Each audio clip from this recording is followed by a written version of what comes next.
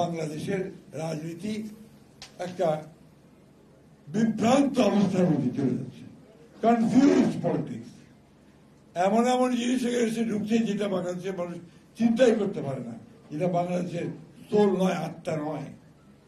আজকে দুর্ভাগ্যক্রমে এই বর্তমান সময়টা অত্যন্ত একটা জটিল সংকটের সমাবেশিত হয়েছে। এই সরকার, অন্তর্বর্তীকালীন সরকার, আমাদের সকলের সমর্থনে তারা এসছে, চেষ্টা করেছে যে রাজনৈতিক কাঠামোটাকে একটা জায়গায় নিয়ে আসার, কিন্তু সেটা কতদূর এই জনগণের আশাকাঙ্ক্ষার সঙ্গে তার সামঞ্জস্য থাকছে সেটা কিন্তু এখনো বলার সময় আসেনি। আমরা বারবার বলেছি যে নির্বাচনই হচ্ছে একমাত্র পথ যা দিয়ে একটা ট্রানজিশন টু ডেমোক্রেসি, গণতন্ত্রে আমরা যেতে পারবো এবং জনগণের আকাঙ্ক্ষাকে সেখানে আমরা প্রতিফলিত করার চেষ্টা করতে পারবো। যাই হোক, অনেকটা বিভ্রান্তি, অনেকটা হতাশা এবং অনিশ্চয়তার মধ্যে দিয়েও কিন্তু এই নির্বাচনের এখন একটা সম্ভাবনা দেখা দিয়েছে যে 26 ফেব্রুয়ারি মাসে এই নির্বাচন অনুষ্ঠিত হবে। এখানে কিছু গোষ্ঠী, কিছু মহল আজকে পরিকল্পিতভাবে এই বাংলাদেশে একটা অনিশ্চয়তা সৃষ্টি করতে চায় এবং তারা বিভিন্ন রকম দাবি তুলে নির্বাচনকে ব্যাহত বা বন্ধ বিলম্বিত করতে চায়।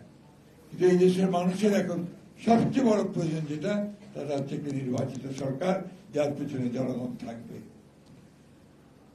আমি আপনাদের কাছে এইটুকু আহ্বান জানাবো সমস্ত রাজনৈতিক দলগুলোর কাছে, যে কাল বিলম্ব না করে নির্বাচন প্রক্রিয়াকে সমর্থন জানিয়ে এই দেশের মানুষের তাদের যে আপনার যেটা তাদের মত এবং তাদের যে বিশ্বাস, সেখানে এই নির্বাচনে অবশ্যই অনুষ্ঠিত করে তাদের প্রতিনিধি নির্বাচিত করার সুযোগ সৃষ্টি করে দেওয়ার জন্য।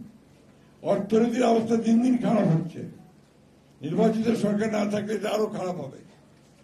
আইন শৃঙ্খলা পরিস্থিতি খুবই খারাপ হচ্ছে, নির্বাচিত সরকার না থাকলে খুবই খারাপ হবে। আগামীকাল ফ্যাসিস্ট হাসিনার গণহত্যার বিরুদ্ধে যেটা ট্রায়াল হয়েছে তার রায় বেরোবে। এই নিয়ে একটা চরম আপনার বলা যেতে পারে যে একটা অনিশ্চয়তা, একটা আতঙ্ক সারা দেশে বিরাজ করছে। এই নিয়ে কোনো ওইটা বড় একটা অপেক্ষা রাখে না এবং একটা মহল এটা নিয়ে বাংলাদেশে আবার একটা নৈরাজ্য সৃষ্টি করার জন্য পায়তারা করছেন। আমাদের আজকে রুখে দাঁড়াতে হবে। বাংলাদেশের এই বাংলাদেশের ছাত্রদের অভ্যুত্থানের মধ্য দিয়ে যে সুযোগ আমরা পেয়েছি, সেই সুযোগ যেন আমরা নষ্ট না করি এবং গণতন্ত্রের উত্তরণের পথকে যেন আমরা আরো সহজ করে তুলি, সেই লক্ষ্যে আমাদেরকে কাজ করতে হবে। এবং সমস্ত রাজনৈতিক দলগুলোকে আমি আহ্বান জানাবো যে আসুন ওই প্রশ্নে ঐক্যবদ্ধ থেকে যে আমরা গণতন্ত্রের এখানে প্রতিষ্ঠা করব, এই প্রশ্ন ঐক্যবদ্ধ থেকে আমরা সামনে নির্বাচনের দিকে এগিয়ে যাই। মৌলানা ভাসানীর যে আদর্শ, সেই আদর্শের লক্ষ্য করে আমরা যেন এখানে গণতন্ত্র প্রতিষ্ঠা করতে পারি।